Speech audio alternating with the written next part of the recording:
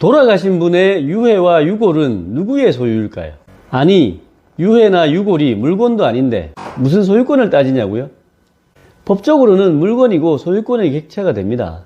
다만 일반적인 소유권과는 달리 그 소유자가 매장, 제사, 공양 등을 할 수 있는 권능과 의무를 내용으로 특수한 소유권이다.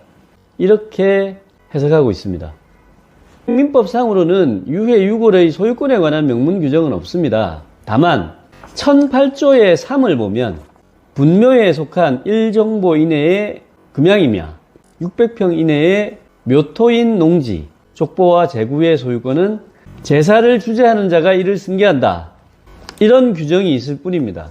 제사를 주재하는 자가 그 분묘에 속한 1정보는 3000평이죠. 3000평 이내의 금양임야.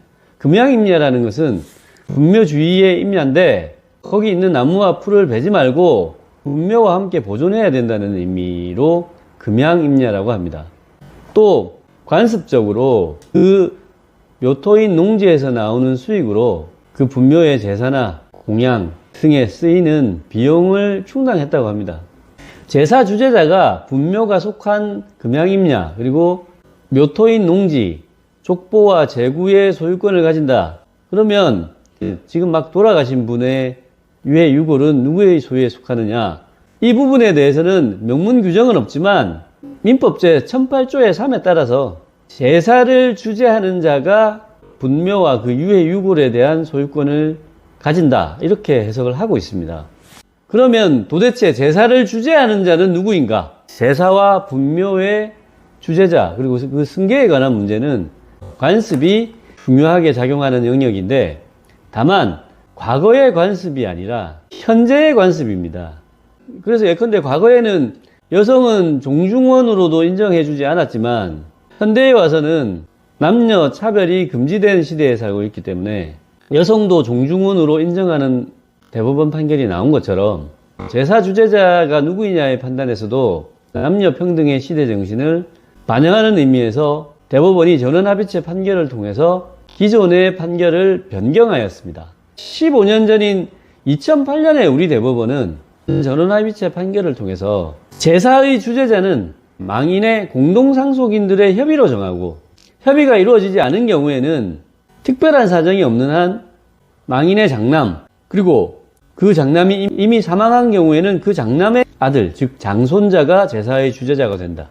그리고 공동상속인들 중에 아들이 없는 경우에는 장녀가 제사 주재자가 된다. 이렇게 판시를 하였습니다. 당연히 남녀 차별적인 판결이라는 비판이 나왔습니다.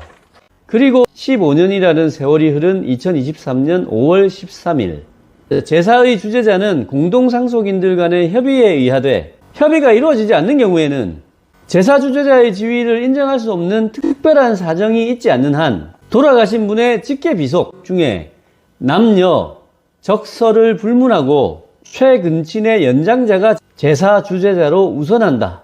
이렇게 판시함으로써 기존의 판례를 변경하였습니다. 이 대법원 판결의 사실관계를 보면 돌아가신 분이 배우자와 사이에서 2명의 딸을 두고 이혼하지 않은 상태에서 다른 여자와의 사이에서 혼외자인 남자아이를 낳았습니다. 그런데 이분이 돌아가시자 혼외자와 혼외자의 생모가 자신들이 분양받은 공안당의 망인의 유골을 모시니까 그 망인의 배우자와 2 딸이 그 유골의 인도를 청구한 사건입니다.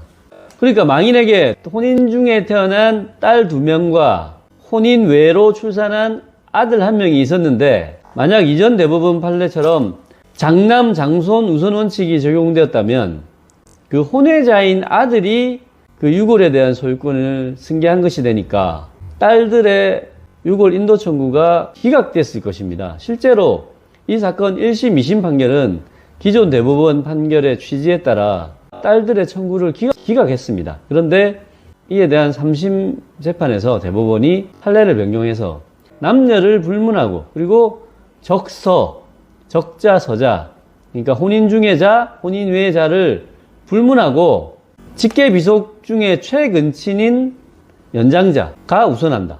직계비속은 아들, 딸, 손자, 손녀, 증손자, 증손녀 이렇게 내려가는데 최근친이라고 했으니까 아들, 딸이 있고 손자, 손녀가 있으면 당연히 아들, 딸이 우선하는 것이고, 또 최근친 중에서는 연장자가 우선한다고 했으니까 아들, 딸 중에서 제일 먼저 태어난 사람이 우선권이 있다는 것입니다. 그러니까 남녀 불문, 적서 불문하고 직계비속 최근친 연장자가 우선해서 제사 주재자가 된다. 공동상속인들 사이에 협의가 성립되지 않은 경우에 그렇다는 겁니다. 자, 그러면 이 대법원 판결로 인해서 전국적으로 분묘와 유해 유골에 관한 소유관계에 일대 혼란이 생기지 않겠는가? 그래서 대법원이 2023년 5월 13일 이 선고 이후에 재사용 재산의 승계가 이루어지는 경우에만 적용된다. 이렇게 일시적으로 판결을 선고하였습니다. 따라서 이 대법원 판결 선고 이전에 재사용 재산의 승계가 이루어진 사건에서는 여전히 과거 대법원 판결의 법리가 적용되는 것입니다.